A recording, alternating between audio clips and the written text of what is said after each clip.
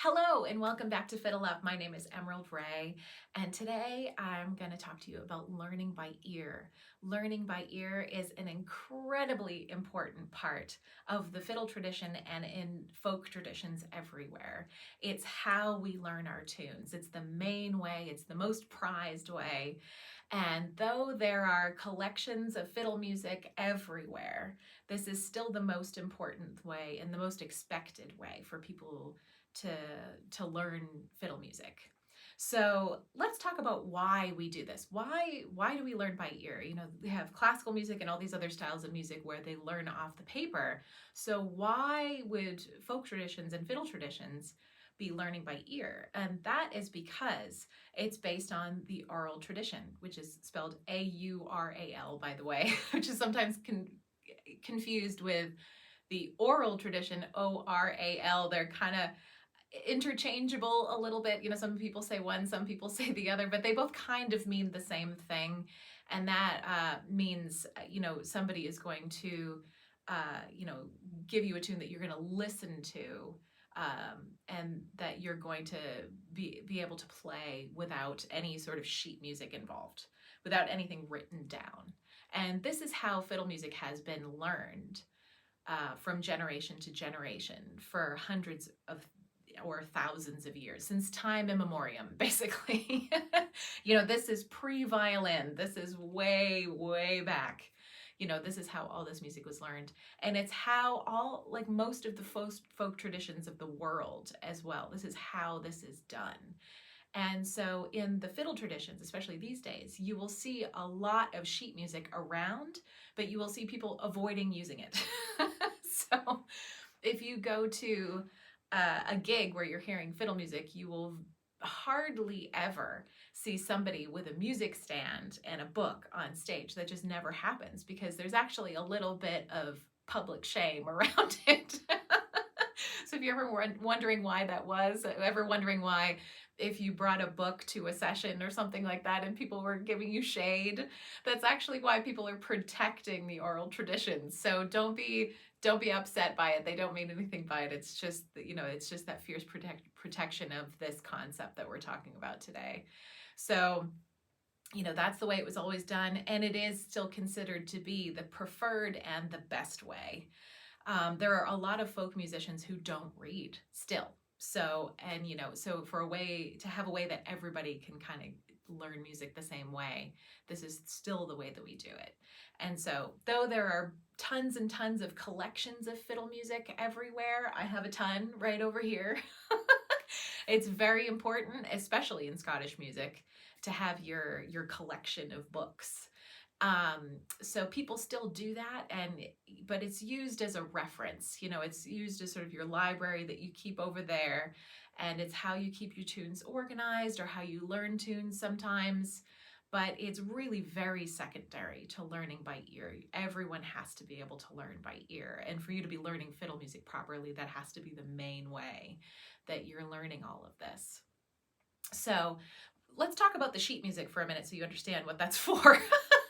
So when you get a tune written out, you're going to see it's the basic, dry, bare bones of the tune. Like, it's not very interesting. It's just some quarter notes and some eighth notes.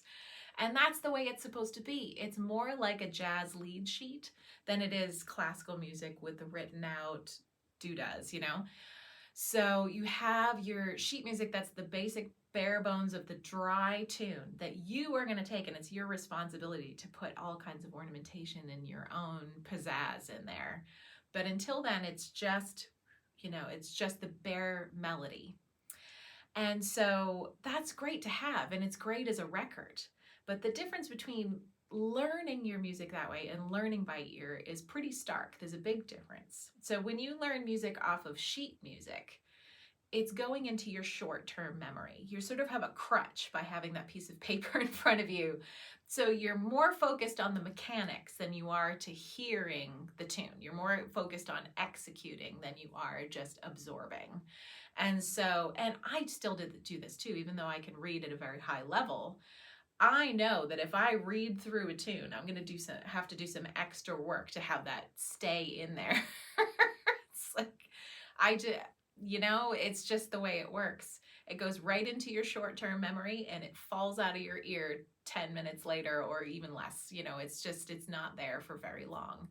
So when I'm learning music off of sheet music, I know that I have to execute the tune to the point where I can be hearing it, and I can be absorbing the tune from the paper while I'm doing it, and I can do that very quickly now, but that takes quite a while. It's a two-step process for sure. When you learn music purely by ear, when you're just listening and it's just coming into your soul and your being and your mind and all that, and the fiddle is away from you, you're just listening and listening and listening, the tune goes into your long-term memory naturally. So it takes a little bit longer to get there, but once you learn it, it's in there. It will never leave you. It will be there for the rest of your life. Isn't that awesome?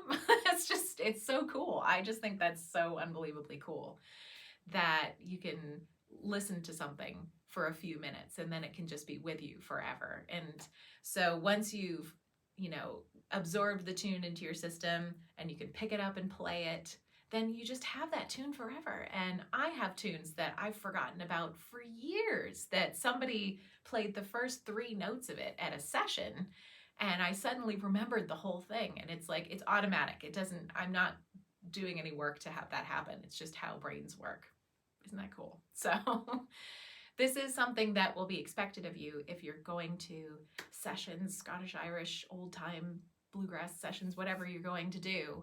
It's going to be expected of you to learn things by ear and to be able to play things by ear as well. And so another thing that's going to happen is, if you get to the point where you're playing gigs, and I hope that you do that. I genuinely hope that even if this isn't a serious pursuit for you, that you try to play a gig at some point, because it's a really great experience. But what may happen is you may get to a gig or, jump in with a band or something like that, and people might say, oh, we're just going to play this thing, but don't worry, you'll pick it up. And that happens, and it's such a good skill to be able to play by ear and learn by ear and be able to hear what's happening and going, okay, that's a D, I'm centered, now I know what I gotta do. And it's just such an integral part of the fiddle tradition and what we're doing, and it just makes everything so much easier and more efficient. And it's just a wonderful system that has never gone away in all of these thousands of years. So why mess with success? So I promise you that learning by ear is not impossible for anyone. I've had students come to me you would not believe. I have had students come into my room and say, oh, you know what? I'm tone deaf. Good luck with me. Like, get all that out of your head. Nobody's tone deaf.